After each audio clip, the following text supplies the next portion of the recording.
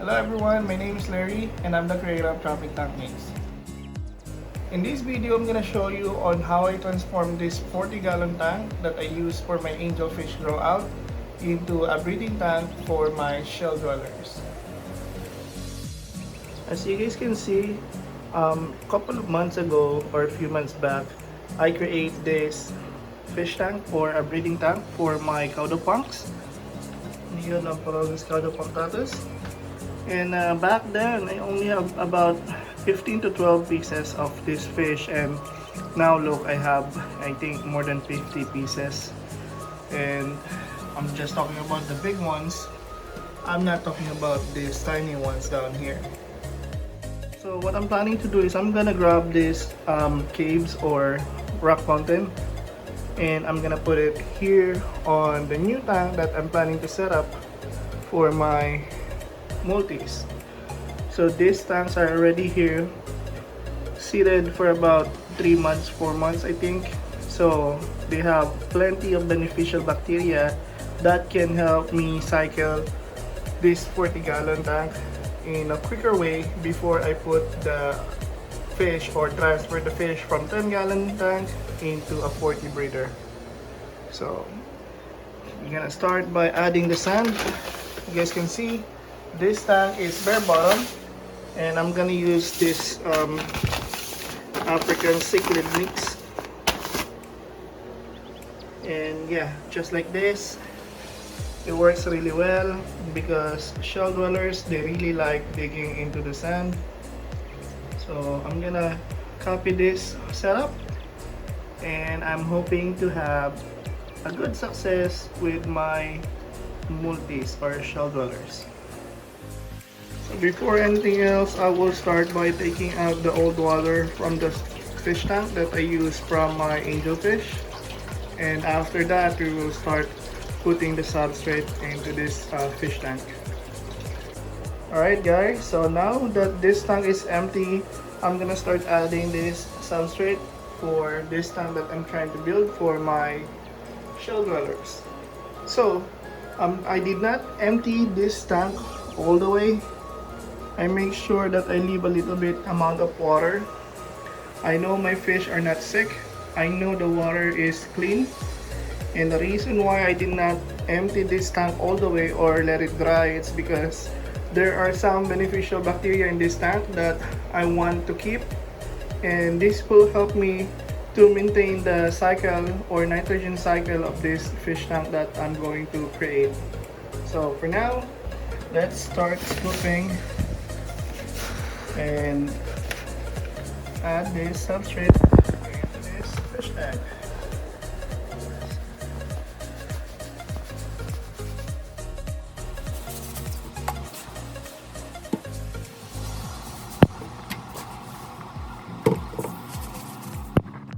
Alright guys, so we are almost done, and this bag is about 20 pounds of this African cichlid aquarium substrate, and it looks like we just have enough amount of sand to cover the entire 40 gallons. You guys can see I have a little bit more in here.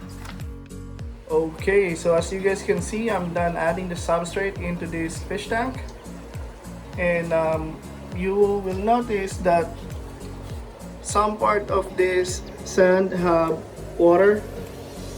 And if you remember earlier, I mentioned that I did not empty this tank all the way, or I did not let it dry. I save at least a ½ inch of water to keep the beneficial bacteria. So now we will start adding the cave or the rock mountains, and after adding the rock mountains, we will add the water. So at the moment, it doesn't look much, but a little bit later you will see a huge difference from a plain tank or a bare tank into a wonderful breeding tank for my shell dwellers.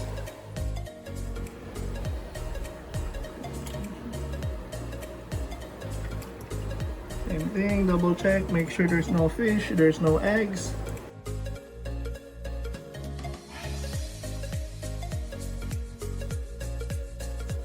Okay, so here comes the cave or the mountain of rocks. So I did not put much because I don't want to make this tank look ugly, and I want them to continue thriving, so I need to make sure that they have enough hiding spots. So I'm gonna leave them alone, and hopefully they continue to reproduce. For now, I will focus to this fish tank or breeding tank that I'm setting up for my neolamprologus multifasciatus. So I'm gonna start putting in the shells and add some water. Okay, so now we are ready to go. So I have the hose for my water. I have a deli container so we don't bother the sand or the substrate. And that will help us to avoid having a cloudy or fog in the water. So for now, let's start filling up.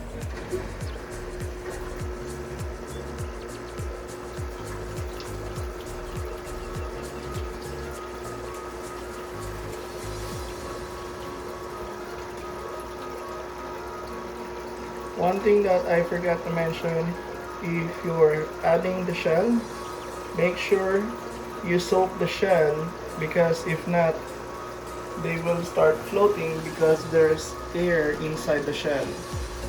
So it's very simple. All you need to do is make sure you have water inside the shell, no air.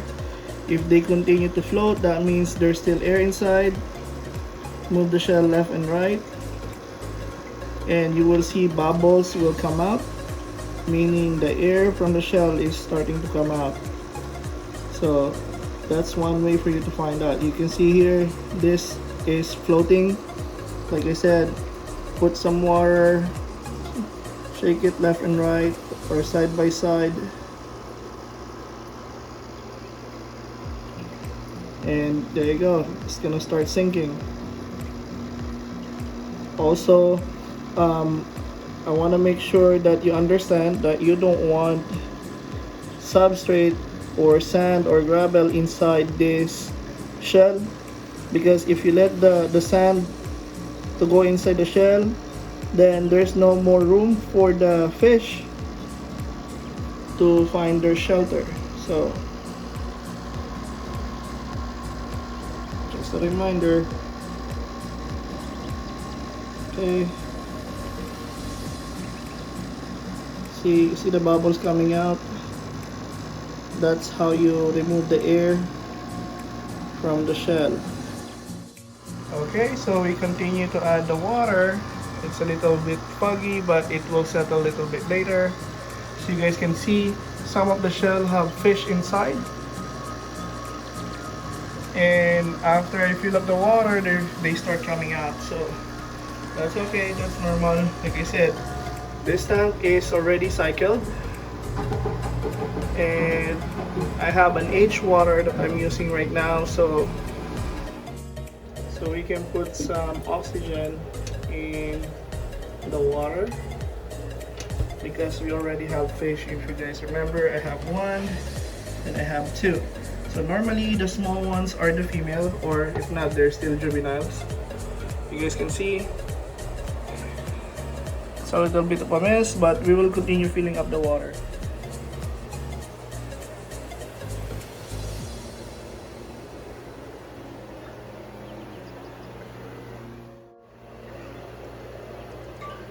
While adding water into this fish tank, I noticed that it's not just two fish that is hiding inside the shell.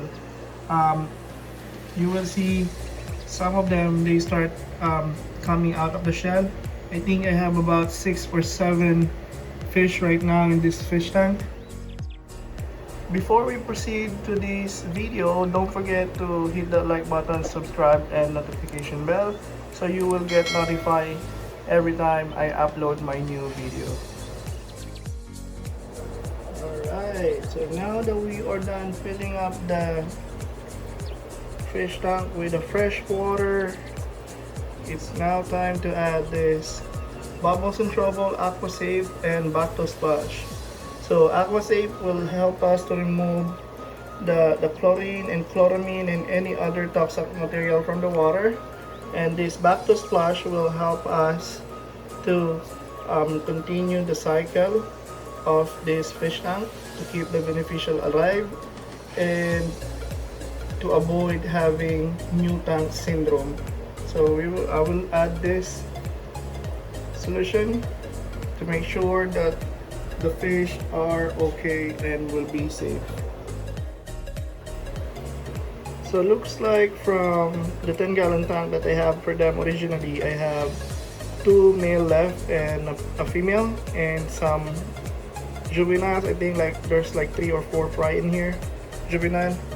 So I'm gonna start transferring them in here.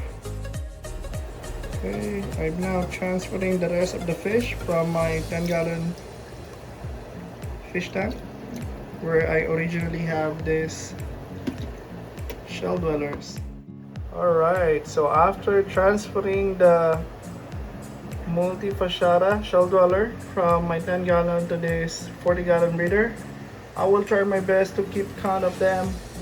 Not really important, but I'm just interested to find out, to see how much fish I have today. It's December 3rd, and we'll see within a month if I will get a new batch of fish.